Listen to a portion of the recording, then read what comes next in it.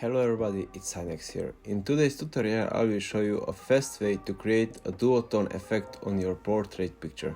Our first step is to make a copy of our image with the Ctrl-J shortcut, then right click and blending options and uncheck the red channel.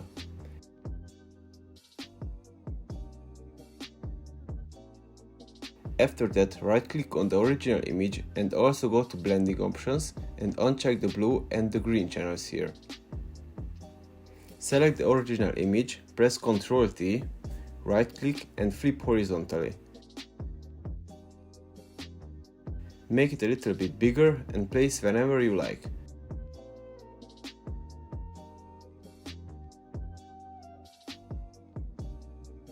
And you're done with your duotone effect. Thanks for watching this video, see you in my next video.